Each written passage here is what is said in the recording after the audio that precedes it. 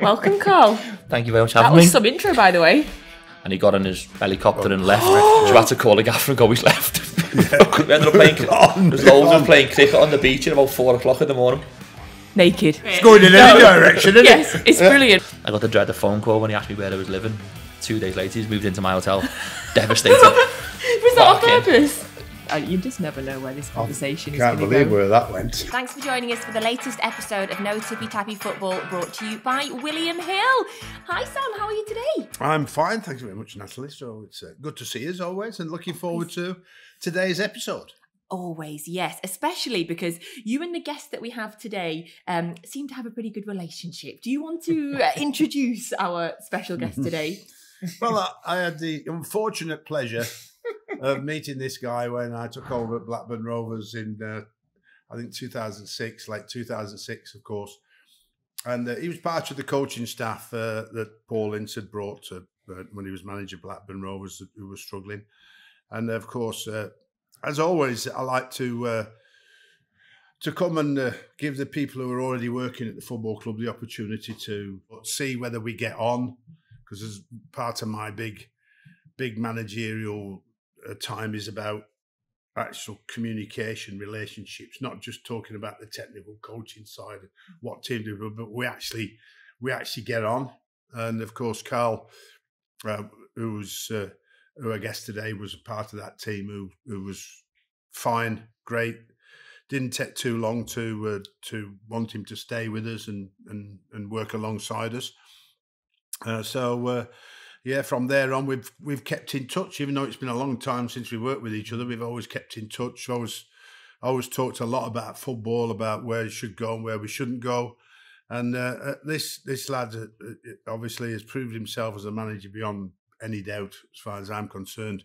But unfortunately for him, being British, has not been able to get anywhere up the ladder that he should have got with his record. So I'd present us today with Karl Robinson, a very good friend and a very, very good manager.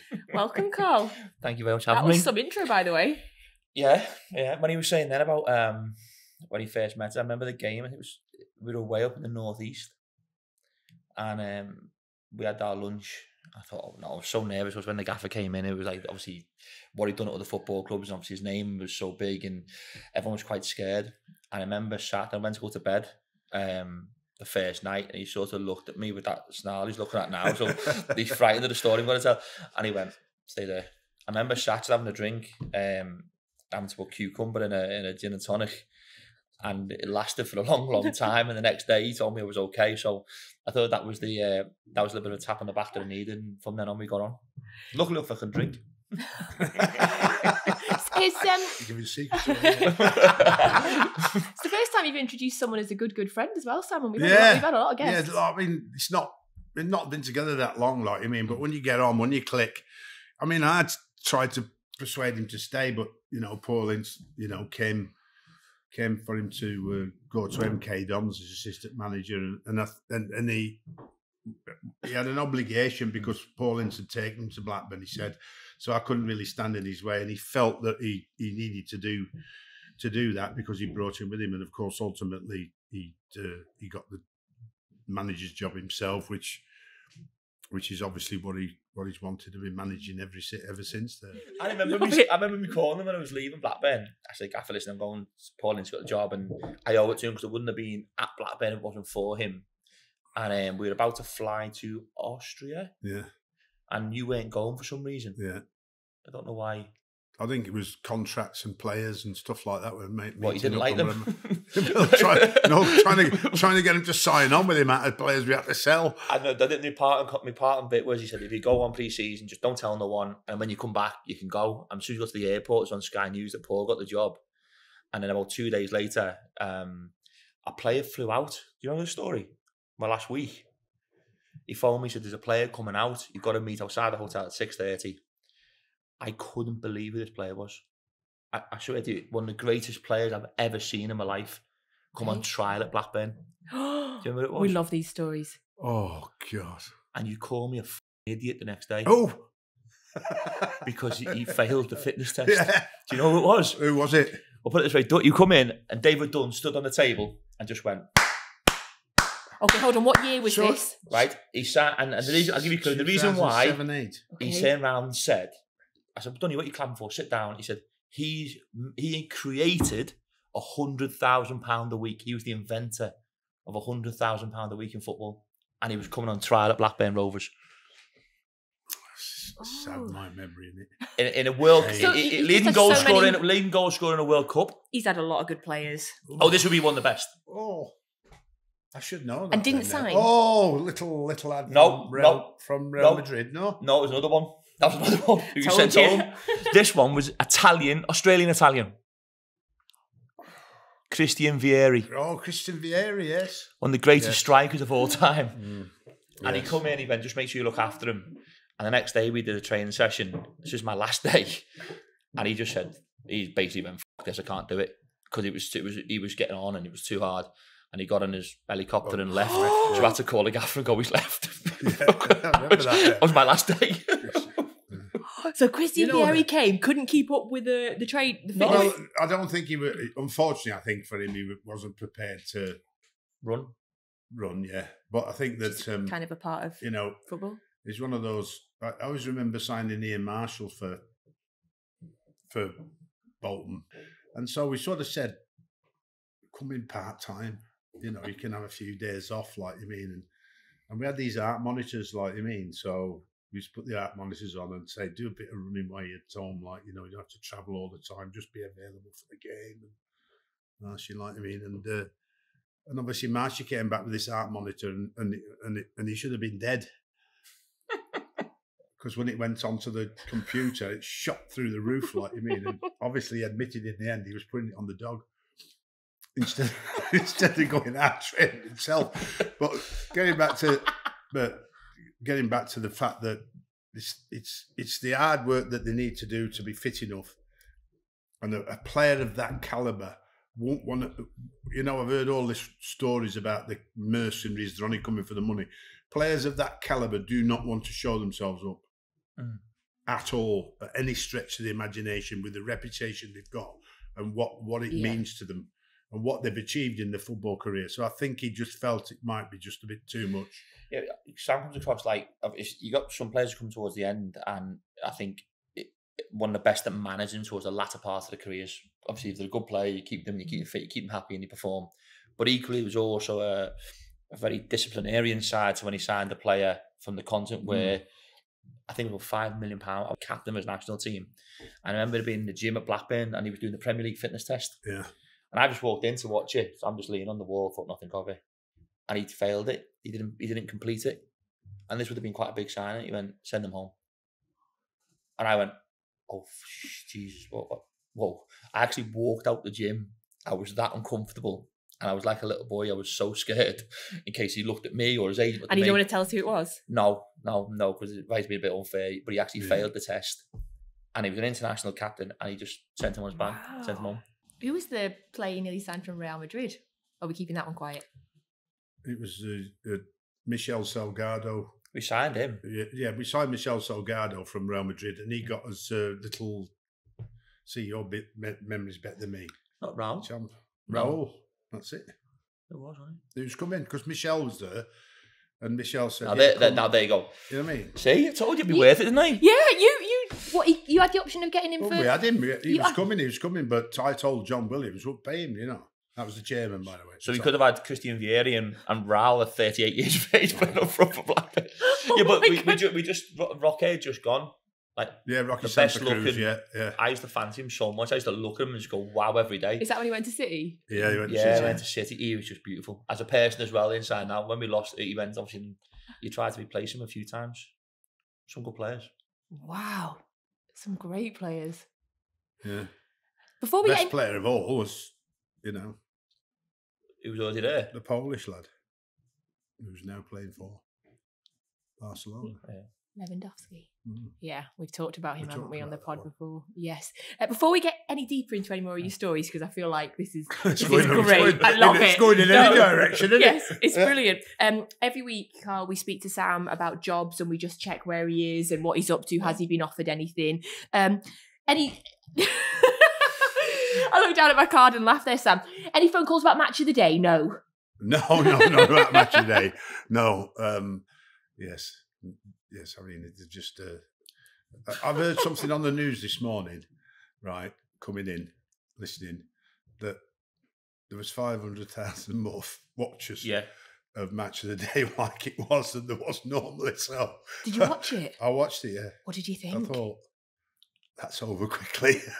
So did you see we it? got. No. Oh, it was weird. There was no commentary, no anything. It was just watching a game with a bit of crowd noise. Yeah. It's interesting, really, because you know it sometimes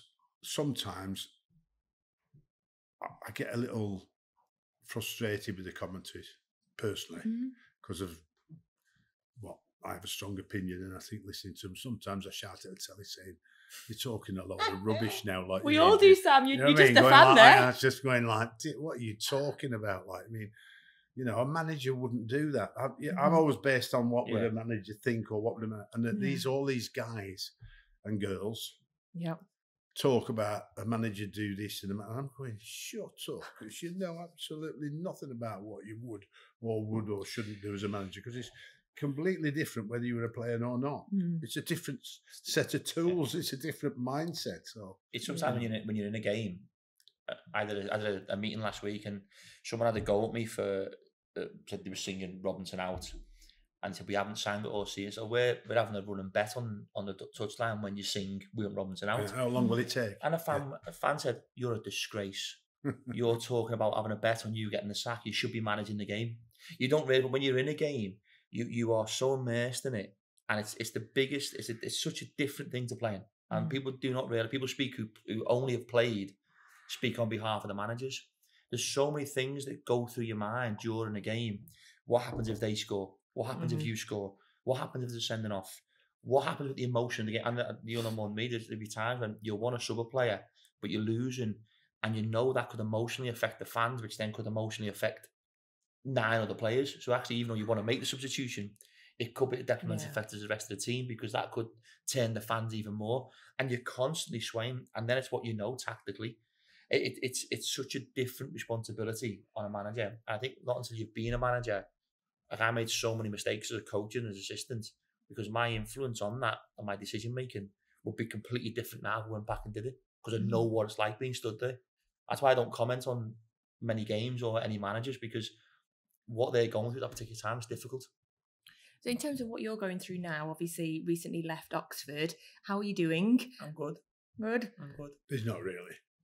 No, we all have to pretend we're okay, but you know. No. He's all right. I'm all right. I'm one of the people that I'm quite positive when it comes to stuff like this. And like I say, the golf season's just around the corner. Cheltenham's, I've said this all the time, Cheltenham's next week. If you're never going to come out of football, I'm going obviously Tuesday, Wednesday, Thursday. Well, the weather looks bad on Thursday, so I might swear Thursday. Oh, okay. So you're just a fair weather. He's even looked at the fan. weather now. Why? He's even looked at the weather. Amazing. All my outfits are hung up, so and yours on? Mine are ready. Mine involve big coats. It's okay for you, not for me. Yeah. So I've got Cheltenham next week, and then I'm just gonna have a bit of time, go and watch a few people work, and just sort of enjoy. I've not been out of football I've been around for 14 and a half years, near 700 games now. I've had 2 weeks off in that whole period. So it still looks good as well, doesn't he? It's, looks good. Thanks, Gavin. So I'm just waiting for just chill and just wait and just see. There's a few things that people spoke about when a few days afterwards, which I wasn't ready to go back in and have them conversations. So you want to break, because obviously some managers I think go straight back in. They're a liar if they say no, and they're a liar if they say yes. I think I'm saying no right now, but if you get a phone call this afternoon and you go, oh wow, it's interesting, and that's different and that's a challenge, but you might take it. Yeah. And you say you want to go back in and nothing comes, and you're sort of left waiting, and you sort of get put to the back of the queue. So the hardest thing in the world is to say no. And sometimes it's the best thing in the world to say, but it's the hardest thing to say, because you've got to work unless you've got enough money to retire. So you've got to work. I have enough money to retire. I must admit, I'm too young. You know what I mean? He wouldn't be able to cope with the boredom anyway. So I think that, but he's got to try and wait. He has to try and wait and assess the job that's being offered and try and look at it as deep as you can on, have I got a chance of being successful? Because every sacking, unlike a foreign coach, who seemed to get sacked but still seemed to get the top job, it affects you in this country, and it knocks your in people's eyes, for some unknown reason, it knocks more your ability to be a manager than ever before, where it actually enhances your ability to be manager. And everybody should look and say, did Karl deserve to get sacked at Oxford? No. But the old scapegoat again, and all he's done for that club, and I know more he's done for that club over the years he's been there, has been like he's done at most of them, like MK Dons and all that. But they get you in the end. But is it his fault? It's not. But everybody blames him for it because he's so well. The results have been horrendous. So I think this is one thing we can't. You first thing you said to me was like, I've sold more than any other manager sold. Yeah, we've played 7-8 Premier League games in that journey. We've finished the playoffs twice, record attendances, record goals for 2 leading goal scorers in the EFL for 2 years. Like I say, I think it was an average of just over 1.2 million every transfer window we sold, which for someone in League One, that's almost remarkable. And to still get into playoffs and places like that, but we've been horrendous the results, Gaffer. So I almost knew you win one game in 9-10, and you got to respect that. Well, yeah, I respect that, but they don't respect that what the pressure they put you under by keep telling you to sell players and go out and find replacements for those players. That it's impossible in the end to continue to do it. It's virtually impossible. So when you need a bit of moral support, and when you need a bit of patience and a bit of backbone to forget what the fans are saying and say, right, we'll get this season over, keep us in the league, and then look at the situation and say, this is what we're going to do. Because what they've done is, and Bolton did this for me, right? What they've done is took you for granted and continued to do the same old, with no plan to be more successful or no plan going forward. So if you don't plan and you don't build a business and you don't plan to build a business, like you don't plan to build the football club's future, you fail. And that's what they do. They continue. Can you carry on the same way? There's me going on too long again. Not at all. I love it when you go off in passion, and that all started in defence of you. I've had 3 chairmans. I've had 4 different sets of board ownerships and percentages along that journey, training ground. I've had so many things that have gone on, winding up orders, and I think it was almost the way they conducted themselves towards the end. And I know the Gaffer would disagree a little bit here, but they were good. We were constantly in conversation. It almost got to the point where maybe I just ran that race too much. I'm quite loyal, and this is one of the things, amount of phone calls I've had off him. Look, I whether it be at MK or Charlton or Oxford, I've had so many opportunities to leave for big jobs, bigger jobs, much bigger jobs at times. And I am one of them people where I'd rather run it to its course and then leaving and going to challenge myself again. That's just the way I am as a person. Whether when I left Sam and to Paul, I've always tried to do things quite straight-laced and never looked to manoeuvre my way out of there. And I think sometimes that has a detrimental effect on why I've stayed at that level for a long period of time. But equally, I'm quite comfortable with who I am and the decisions that I've made. Equally now, I have to change a little bit on my next direction, on my next job. And I have to be a little bit more selfish, maybe. Like I'm desperate to go abroad. To manage abroad? Yeah. Why? Because I do feel people get away with things managing abroad. I think you can go abroad and do okay in the Secunda or Serie B or whatever it may be in Belgium or in the Division 2. And you almost could build your reputation by being on the continent. You look at the guy at Brighton at the moment who's had 4 or 5 seconds in his career. And right now he's in every national youth. Everybody's talking about him going somewhere else now. Yeah, and then you look like Rafa Benitez, Gaffer's mate. It's his best mate. He told you about him. He has mentioned him on this podcast. I was there for the handshake. Or the non-handshake. You see all the ones like this in the dugout. No, but you look at it, I think like at 4 or 5 opportunities over in Spain and Secunda and fell short with relegations. And I think when he got Tenerife, he promoted. He then goes to Valencia. I just think the opportunity to learn different culture. When my life's changed, a little bit away from football. My daughter's now 16, 17 next week. I've got different outlook on life. And I think going up on the continent and learning a different way of playing. Because I don't sometimes understand the new methodologies anymore. I'm baffled by double pivots and reverse nines and green zones, red zones, and false left backs. Yeah, and inverted this. That's just people. That's just people. No, I know. Sitting down, trying to make a name for themselves, to invent a new saying on what the game is all about. It gets picked up, and everybody else falls in line and thinks they're pretty clever about. I see. You know what I mean? It's quite annoying. Is an understatement, to be honest with you. Like the basics and the simplicity of football. And you're a Man City fan. You see Man City play. Yes, they rotate. Yes, they play foot. They pass forward, run forwards, hit, win the ball back, and work together. That is as conclusive as you're going to get as a system. Liverpool at the best were what they call it, the machine mentality machines on that, because they all worked in one unit fundamentally and all moved in the same direction. For some unknown reason, I go on all these coaching courses. Emotional sweet spots now, these psychology reports that you get. I seen, and I'm going to embarrass him a little bit, I seen some of Sam's ways of managing. I don't know whether you might disagree, whether you can do it as much anymore. No. I don't know if you can. No. Like what? Well, for instance, if you're going through a bad, I think sometimes being away from the environment in any walk of life, personally, professionally, whatever, and looking at it from an outside back in, but together, it gives you a chance to reflect, to review, to challenge each other, but challenge each other in that trustworthy environment. And sometimes that could be alcohol, it could be golf, it could be abroad, Dubai, it could be anywhere you want it to be. Glen Eagles. Yeah. Great place. And you're seeing a different side to players. And I remember when he first came in to Blackburn, and he said, Sam and Karl we went to. Yeah. We had the night out and we did a few little team building exercises. And the next day we were told through things. He knew who got on with who didn't get on with who, where the dynamics might have fell short in them. And it was quite unique. And all of a sudden, you then built a team around the group that were together rather than the fractious ones who didn't want to actually be there. And being away from the environment allowed them to learn that. And I don't think that's the case anymore. I think academies are overcoaching. I think they're giving them iPads before games to learn what the player they're playing against. It's not changed. If you go into a game of football and I'm playing left back and he's playing right wing, if I stop you from crossing it or scoring and I take you that way more often than not, I've dominated you. And that assists the team. But we don't talk about the simplicity and the basics of the game enough. We want to overcomplicate it. And that's where we're getting this fractious nature with sometimes our coaches in the game.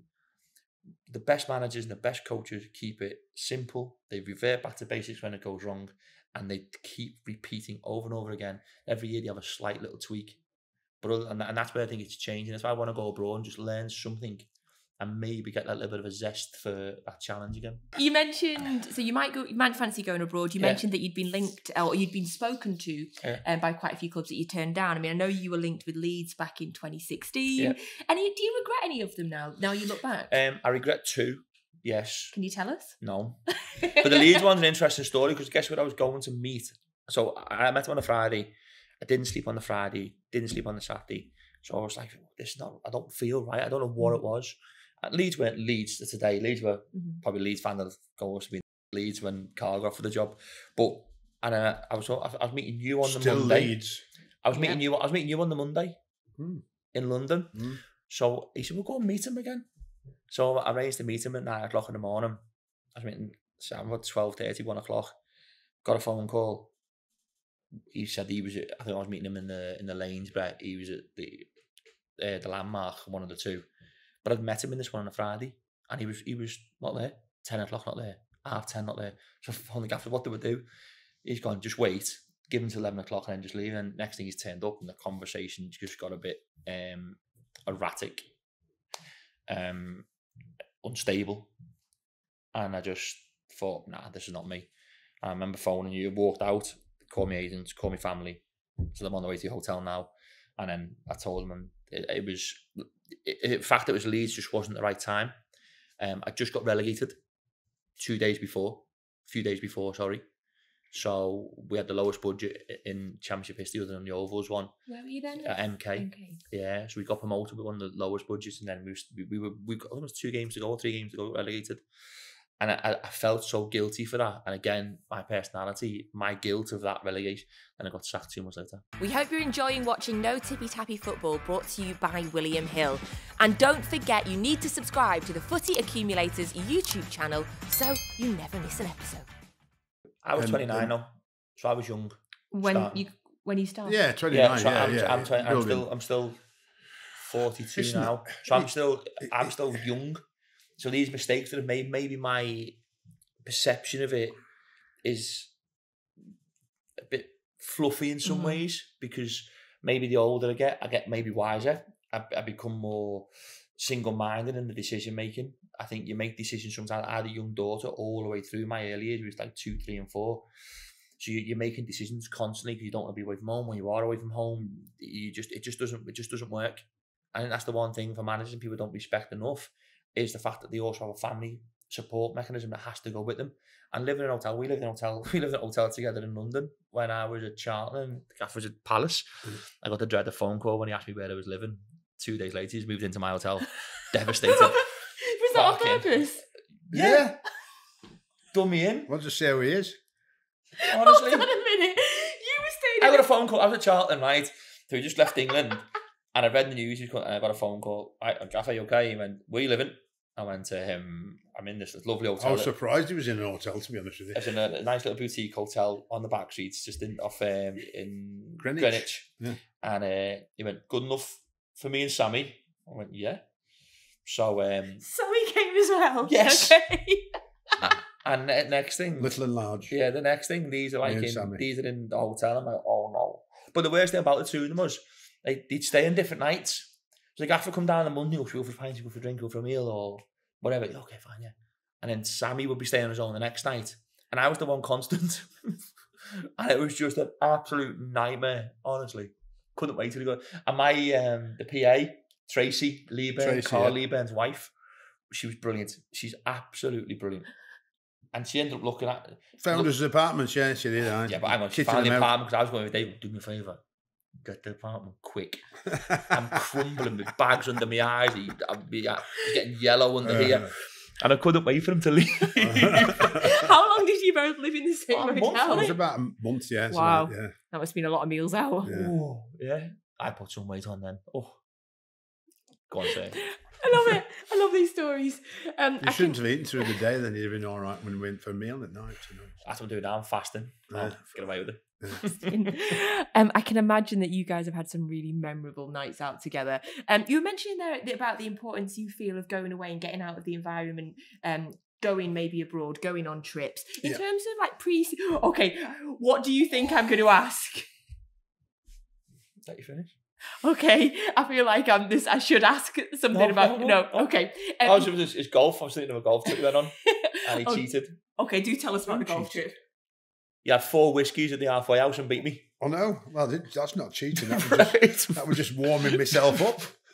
Honestly, it was actually brandy. Was it? Whiskey, sorry, I apologise. We went bottom in the Premier League. Got beat to Stoke 1-0 away. Everton scored. I went to Gleneagles for 3 days. And can you imagine the stick we get? We're in Gleneagles Sunday morning. This is off the chairman, never mind off the fans. He got in the paper on a Monday. I know. Well, he put it in. He leaked it. And we're there. We played the Kings when we got there. Played the Kings, played the Queens, and then played the PGA on the last day. And he had to leave. Gladly leave. And it was outstanding trip. And I remember getting so much stick, and we played Tottenham on the Saturday. We went 1-0 down. Palacios got sent off. Dundee. And I think Andre scored, tapped on in, and then Gomez dropped one. That's and right. landed on someone's head in the 94th minute. And I knew he couldn't bloody wait to get to match today.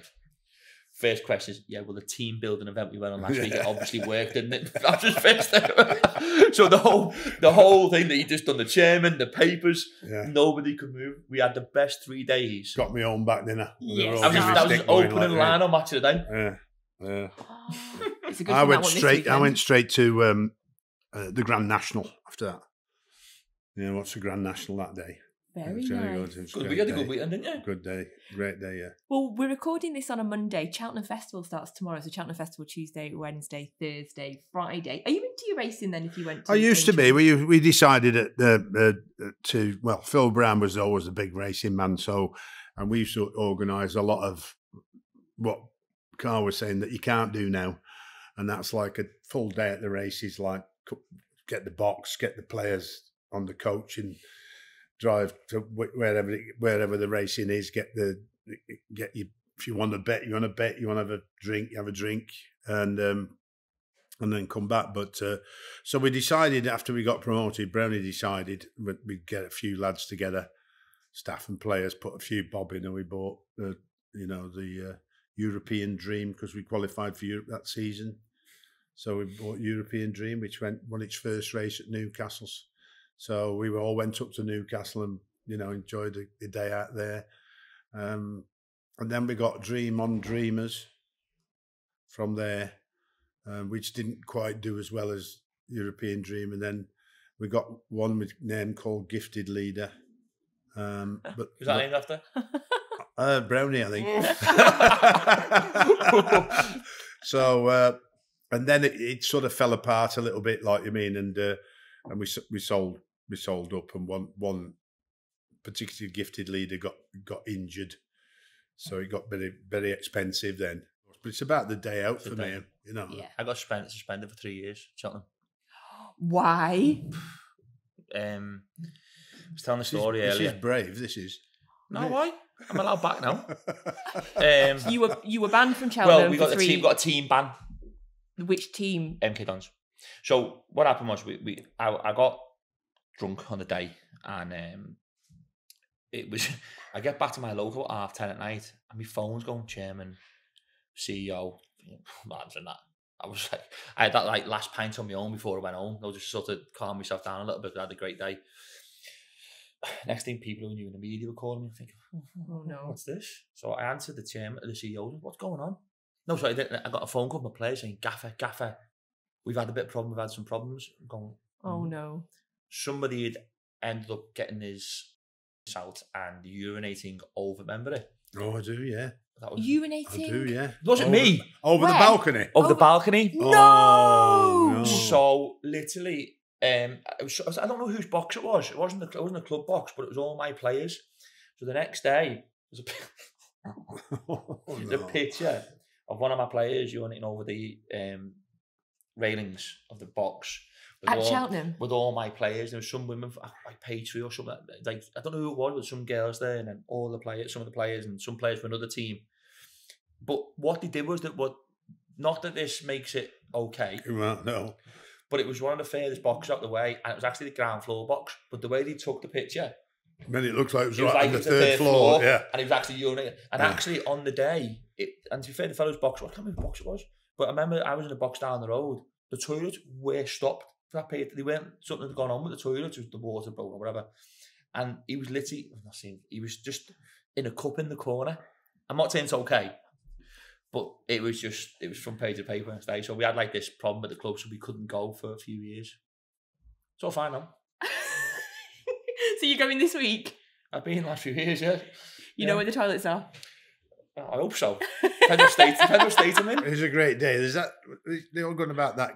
The Guinness tent and all, that, don't they? Yeah. Like, I mean, that's the best place. You have to be careful. You have to be careful about God rest his soul. Starting early there, like you mean. Oh, yeah. God rest his soul. Just in Edinburgh.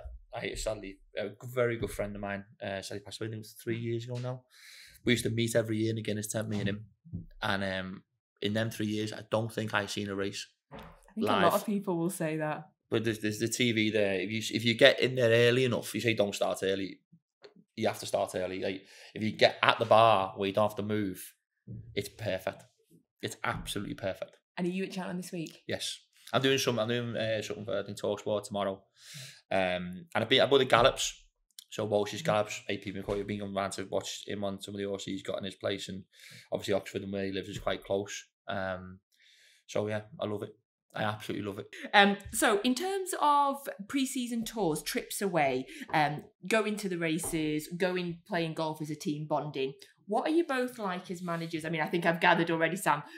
In terms of those situations, are you do what you want, lads? Are they allowed to drink? Are they allowed to have a good time? Or on a pre-season tour, is it different? It's different. You can't. Okay. But don't get mixed up with having a drink and working. Yes. They're two completely different things. Sometimes you need a drink to solve a problem, and so you do one or two things. As you know, like you'd have the 6 o'clock club on a Sunday. If you've lost, you got a bad defeat. He'd say just tell them they're in tomorrow at 6 o'clock, 6:30 Sunday morning.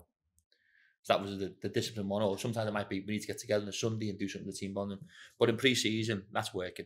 That's work. That I do have one social on that trip, but based around fitting in with the physical output.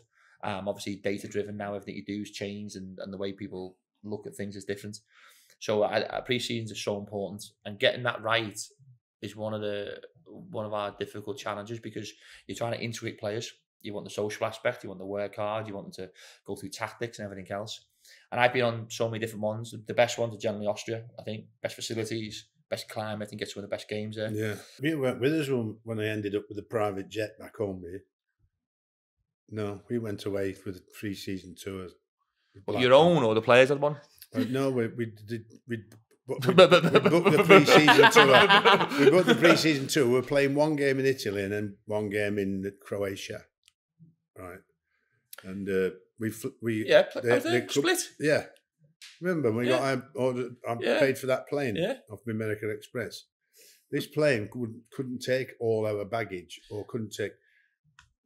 That's how tight the club was at that particular time. You know what I mean? You said the American Express, right? This also come out on another occasion. The American Express. You know what I mean? So I'm like looking at the players, and they're going, and we're going to go back on that. It's a propeller job. It's not even a jet, it's a propeller job. We're going over, and I'm going, we've got millions of pounds worth of assets here, and we can't get the bags on. We had to leave the bags coming from Italy to Croatia, and they had to follow on another plane. And it's only one game, though, wasn't it? It's only one game in Croatia. And I sort of thought, I rang the club about getting another. And so I said to, I can't remember who it was. I think it was Ryan Nelson or somebody like that. I said, anybody got any contacts that might get us a plane? Because yeah, I got something. Well, just do it then. Like I mean, so just got the plane cost about, I don't know, 25, 30 grand. And you paid for that? I paid. Well, I got it back off the club, put it on the expenses, of course. Benny McCarthy's fines. Yeah, Benny's fines. Yeah. Benny used to pay for the chips going away. So I the lads, because I'm a last night man. When we finished the tour, the last night, off you go and relax, enjoy yourself, but don't get into any trouble. And then, and they're all thinking they're going back on this propeller job, and we got this private jet from, I can't remember where it was from, and they were all business class seats. So, I remember sitting on the front of the plane having a glass of champagne and thinking, this is all right, isn't it? Like, lads are going to really like this. So I turned around like that, and then everyone of them was fast asleep. they're all fast asleep on the way back. You hadn't been to bed. But that was a difficult persuasion of like getting my money back when you get back to it. But I mean, that's some of the stuff you have to go through when you try and organise the right preparation in pre-season. And when, believe it or not, Natalie, money's argued about so many times in my life. You know, as a Premier League football club, doing the right thing, and why do you need to get that facility? Why do you need to stay in that hotel? Why do you need to have that sort of food? Why can't you just, why can't you travel? Why can't you go on a coach instead of on the train? Well, it might be 6 hours on the coach on a Friday, and it's an hour and 50 minutes on the train to London. But these are the financial directors that, are number crunchers and have no real idea about what the consequences might be of that. So, it's the things it's just, don't see. It's all that, it all happens in the excitement of being in charge, if you like, because once you're in it, you're addicted. Like I said before, he's addicted, I'm addicted, and you want to continue to do it and overcome those barriers and keep going. Because most of the time, certainly in my life, it's just, we talk about these negatives, but they're only a small part of my career. All the other side of it has been nothing but a great joy, you know what I mean? I feel like we could do a Karl and Sam dedicated podcast with all the stories that you've had together, by the way. Like this could go too much trouble. This could go on and on. A few kind of sort of Premier League things to ask you about, sort of current topics, Karl. You previously have compared Phil Foden to Iniesta after a cup tie where you played against him. Yeah. How do you rate him now? Do you still think he's absolutely world class? Yeah, I do. But again, typical of us, no one knows what goes on behind the walls of Man City. That's for them to decide and for them to talk about. We can only talk as fans of football in some ways. He made one of his first games, I think we were looking before, his first ever professional goals against Leeds United. So I remember watching him, and on this day, this is terrible, I'm going to say it, I remember coming into him just in front of me, I thought, smash him. Thought he was a kid, and listen, it's Man City, they were going to murder us, so we had a few little things. If he's a kid, we can get into him and hopefully we can wobble him a little bit. And he just went chink past 3 or 4 as if they weren't even there. And I've just gone. And then he just sort of come alive, and he just had an ability to dance and do things which were uncoachable. Like you said before, he was just a street footballer where he could take it on the half turn, have an ability of a 360 degrees of knowing what's around and where, when and how, and dance past people like I hadn't seen. And people said, oh, it's a bit early to say that. It's not. The good players you see, it's very evident. I think Pep actually agreed with that comment afterwards. So I think I did the press before him, and he did afterwards. He was it's one of the best individual performances I've ever seen. Of course, he played in the under-17s team that Steve Cooper was a part of, the coaching team. You mentioned him a little bit earlier on. He played in that, that Golden Boy that he won as well when they won that. And you've mentioned it on this podcast many times, Sam, about English managers. In terms of Steve Cooper and being an English manager, how good do you rate him? And could he be a future Gareth? Following Gareth Southgate, could he be a future England manager? He's a friend as well. So I've known him when he came from Wrexham. There was an issue with Wrexham at the time, and John Moss, who was friends with Rick Parry, brought him across to Liverpool Football Club at the academy. So when he first came across, that's when I first met him, and very meticulous in everything he did. I think he was a very good coach. But he also got players. I think one of his biggest strengths is he's a very good man manager. And he was very, very good with the young players. I know certainly when he went to Swansea, some players who played for him said exactly the same thing. I think the job he's done this year, I know Dele Alli, the manager of the year, what he's done with bringing in 20-odd players and enabling Nottingham Forest to compete and overachieve, that as a manager is the hardest thing you can do, is to bring all them players you've done before, Man City, preparing window after window after window. This was almost like, let's get all these in and just see how it falls, and to manage them, not just as a manager on the pitch, but to manage them off the pitch. I think it's one of the best jobs of what anybody's done in the Premier League for a long time. Well, if he survives, that is, definitely. I think what becomes difficult in life in terms of building team spirit is if you've got too many players. Because most managers always tell me we haven't got enough. Well, what we don't have enough of is enough quality, and what we don't want is quantity, because it's counterproductive. Not only the fact of the player, most of the players not going to achieve the heights that you need, but you've got a number of players that are not involved in the squad, and then become the antagonists. They become your problem. They start recruiting other people about how they're not getting the right fare, they're not getting the right share, they're not getting the opportunity, they're not being picked when they should be picked. They're better than him, he's better than him. The agent rings the chairman or the director of football saying, "Your manager cheating my player like this, like that, like the other." And that is one of the biggest problems you can be faced, where Steve could be faced. I was faced with that at Everton. I walked into Everton when they were struggling like that, and I looked at her and I went, "How many pros do you think we had?" 40. Wow. Just first team. You could call 40 pros for the first team squad. You know what I mean? Didn't you have like a 3-team tournament, like 11v11, and you had to leave people out? That's it, just leave them out. I come to training ground to see you, and you've done just 3 teams. And there's players that had to leave out. 3 full teams in the squad and more. And that's a real problem, because they couldn't be fitted in the dressing room. The first team squad dressing room. So that to be another one, and then you couldn't train them. You have to leave them, train them later on, or what? So this became a particular problem at Everton who would say, what manager would ever say you've got too many players? Well, I'll say it, because there's not enough, then there's enough, and then there's too many, and that and to deal with that can distract your focus, because what you want to do is you want to keep them involved, you want to bring them in, you want to use them if you can, you want to see what they've got, but ultimately, at the end of the day, you have to make the ultimate decision. In terms of one player that you've worked with, Karl, that I wanted to ask you about, when you were at MK Dons, you had Dele Alli. Still, he's just 26 years old, and I think it's maybe shocking to a lot of people the way his career is at the minute. What did you make of him when you had him? Do you think can he still turn it around? He's so young still. We disagree on this, don't we? We disagree on this. Because you had him at England, your game. Yeah.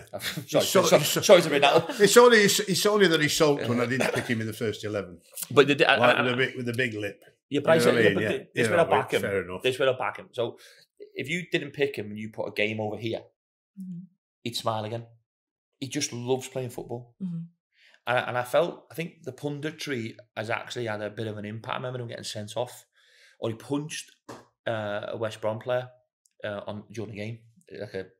He come behind and punch someone, and everyone tried to. In the first 2 years of Tottenham, he was getting sent off. He was doing silly things. He was doing all these things, and all of a sudden we tried to control him and what people call classes rounding him off. Maybe that's a Phil Foden situation at the moment. We want these people to be rounded.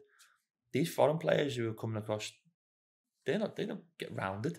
Just let them be who they need to be. Whether that's right or wrong. And I do think for a period of time, the flippancy and then the money people earn have a different perception of Dele. When he was on very little at MK and very little at Tottenham and overachieving, but then when you start earning what your talent deserves, there becomes a different level of expectation. And then people will judge you in a completely different way, even though it's exactly the same person, playing exactly the same way. And I remember his first goal for England, it was against France. He scored the worldie. I remember I was in Spain watching it. So my dad, and I was over the moon when he scored it. So when you think what he did, he's scoring over 50 goals quicker than Frank Lampard or Steven Gerrard. It's a crying shame. He's at Besiktas now. And he's had one or two situations over there, I believe. I spoke to him about a month ago, just to see if he was all right when the earthquake happened over in Turkey. And he seems to be a little bit different, a little bit him again. Whether that's right or wrong, it was only over a phone call, but he seemed excited about the summer. Thank God for that. Yeah.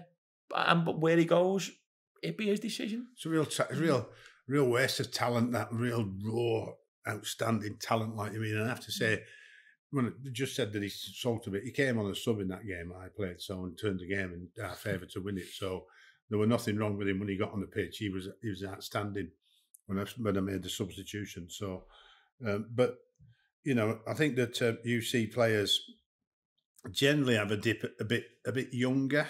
When they break in so young, and then they get carried away with themselves a bit, and then you have to try and bring them back down to earth, and then they normally move on. But like late, when he was so established and such a big key part of Tottenham's success, if you can call it success, unfortunately they didn't win a cup competition or didn't win the Champions League, but and then all of a sudden nobody expected that, and it being a big player for England. Nobody expected that, like you mean. So I don't know whose responsibility it was. Personally, as a manager, I would have asked, what's wrong with you? Because for me, it would have to be off the field. Is there anything happening to you off the field that's making or reducing your performance level? What is it? Something hurt him. I remember watching him play against Ajax in the semi-final. Was it 3-2 when he scored them late goals? He was outstanding. Like I think he was assisting one or two of them, and he was on another level that night. And against Liverpool in the Champions League final, he got brought off for, I thought, 65, 70 minutes. I can't remember the exact time. And he threw the water bottle in the direction, just, it's like when you're angry, you just throw it. It just happened to look like it was in the direction where the manager was. Now, that was perceived in the media right afterwards as one of the biggest lack of respects any player can show a manager. And a manager's got to deal with that. You just lost the Champions League final. A player's throwing a water bottle down in front of you, one of the better players. And I think how that was dealt with that particular time, externally, probably had a detrimental effect on where he went. He didn't start the next season.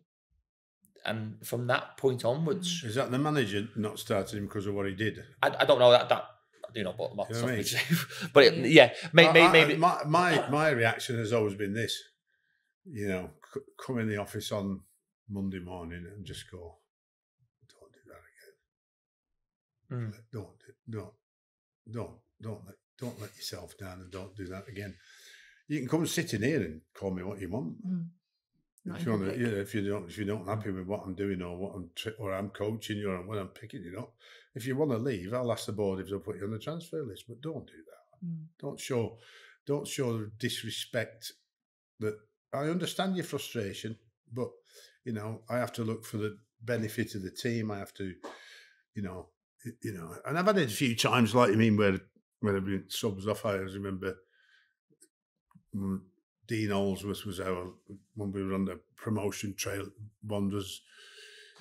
He's, you know, getting in his 30s, and I'd got Michael Ricketts, and I'd got from Walsall, and used to bring Dean off, and he used to give us a sulky look and all that. And Michael come on and score, and I'd turn round and wink at Dean, like you mean, and he'd go, "Oh, you've done it again," like you mean. So, but then you build up that sort of mutual respect for each other, like you mean, where, you know, it's a decision that you have to make, and if you don't get those decisions right, I mean, making substitutions is one of the hard parts of your week. Everyone's got an opinion on that, eh? Everyone. Yeah. Just to finish off now, I've got some quick fire questions for you. Quick fire. So I want your kind of instant kind of reaction. I have trouble answering quick fire questions. So quick fire. I start blubbering on as usual, like me. But go on. Right, quick fire manager questions. Best manager for a post-match drink after a game that you've played in? 2. Okay. 1, you can't get out of Paul Cook's office. My car got locked in at Ipswich's ground, and I ended up going out in Ipswich after drawing 0-0 with Fanny Jeffers, Paul Cook, and not going home. So I had to phone my family and say, I've got a bit of a situation here. And Joey Barton. Yeah. Sam? Fergie. I used to love that. I got a quick story on this, and obviously quick fire. I used to love like playing Man United because obviously they were very close. You wouldn't ask him whose room he wouldn't go in. Whose room wouldn't you go in? I'm not telling you. I'm not going in there with him. Really? Yes. Really? I was devastated. But anyway, so I used to sit in the corner. Like, I was only young. I was 26, 27. I was like a young coach. I was just to sit there and just listen. I remember Paul Ince and Roy Keane talking once like this. And the one when we played Chelsea, was semi-final to lads, Philippe Scolari. I couldn't wait to meet him. And I was stood by the fridge. I used to stand by the fridge just to like sort of give them the drinks. And he asked for a Worthingtons with a widget. Sam likes a widget. We've talked about that before, like haven't we? He's from the Northwest. Philippe Scolari. He's one of widget and Worthingtons, would you? Sir Alex was before the game, okay, as well as after. So once the team sheets had gone in and once the teams had picked, it was a cup of tea in the office just to talk about how things, what was developing or what was happening in the world of football. And then after the game, win, lose or draw, there's a glass of red, like so. Yeah. I was going to say my next question was worst for a post match, but we're not getting yours. And is yours the same? Still Paul Cook, best and worst? Yeah, that was actually amazing. Yeah. Post match drink of choice. I'm not fussy. Anything? Yeah. No. Sam, red wine. It's a couple of beers first. Yeah. Okay. Yeah. Oh, I think red wine's too soon, isn't it? It's too soon. Yeah. It comes later on when you're having a meal or something like that. You know? Yeah. Okay. What's your pre-match meal as a manager? Whatever. It's anything. I'm not really. I just change it. No superstitions then. I used to just eat loads, and I just become so fat. So I've tried to sort of like just. It's a nightmare, isn't it, when you're not playing? Well, you eat if you eat the players' food. Yeah. you've got no chance but putting pound after pound after pound on, because it's complex carb based, like you mean, and simple carbs together, and there's that much to choose from, like you mean, so you got to be careful. But yeah, I try and stick to poached eggs and a bit of chicken breast, like you mean. Okay. Any superstitions pre-match? Not now. In the early days, wear the same suit and do the same thing. Not now. Oh, okay. Had to get rid of them. Yeah, causing me too much anxiety. It does, doesn't it? Yeah. I used to have this walk. If I didn't do this walk, I'd lose. But when I did do it, I still lost. And then I'd always have a bath before. I'd always get in there really early, so I'd have a bath and just chill before anybody else gets there. I think a stadium with nobody there in the dressing room, nobody there. I used to like that. Okay. Music. I used to listen to Patience by Guns. So I've got lack of Patience by Guns N' Roses. Nice. I'm a music freak. Nice. So these are quick fire answers. Yeah. No, it's impossible with you two. It was never going to happen. Never happens, is it? I've got loads, but none of them work. But it's so weird, a superstition, because you still do it every week, and you find when you do it right and you lose, there'd be a reason why you lost, and it wouldn't be a superstition. Yeah. Okay, I've got 2 questions left on the quick fire. 3 football friends that you would want to join you on a night out. Robbie's good value. I know you had him on here the other week, didn't you? Savage. Yeah. He's Robbie Fowler. Oh, Fowler. Robbie Fowler. He's a bit. He's ruthless. Okay. Like ruthless. Like cutting, which is humour. Yeah. Okay. Yeah, and he can mute you very, very quickly. Okay. If you get a little bit giddy or you say something, it just goes like mute, and there's no way for you to go. And probably righty, Ian Wright. Because just to bring like the fun element and the that bit of enthusiasm. Yeah. But there's some people I wouldn't want to go and drink with. Okay. Yeah. Who? Keith Andrews. Snozzer. Yeah. Why? He doesn't buy one. No, he does. He's good at that because he's a disgrace. Is he? Oh, he's keeping bars open. He's opening shutters. And you want Keith, please. No, I didn't know that, by the way. No, we were playing naked cricket once. Right. Quick fire questions. It's a quick fire question. I wasn't naked. It's to me. I wasn't naked. I remember with the pre-season. Okay. We ended up playing. There's loads of playing cricket on the beach at about 4:00 in the morning. Naked. No, but somewhere some didn't. And if you got Keith Andrews, you just don't want to go for a drink with because he can't see anybody off. Brian Robson. Peter Reid, Sammy Lee. Nice. Although sad that neither of you picked each other after all of that. No, I would, but obviously because he sat there, I just didn't want to. Yes. No, I didn't want to embarrass me. And my last question for the both of you is, who do you think we'll see in the dugout first? Let me try that again. Who will be in the dugout first between the both of you? No, I don't know. If it's him, I want a job. Karl will be in there straight away. He won't be able to turn it down. He'll be off again. He will. There you go. I'm surprised he's not more grey than he's got. Like he's doing well. I had a cut yesterday. The woman said to me, "Do you want to put some colour in it?" I said, "No, I'm all right." Yes. Synonymous managers for going white, aren't they? Well, no thank comment. you. Thank you very much. Thank you for joining us. We love those stories. Thanks for coming, pal. Thank you very much. Thank you. Sam, thank you as always. As always. That was a lot of fun. I hope everybody enjoyed that. I'm sure you did.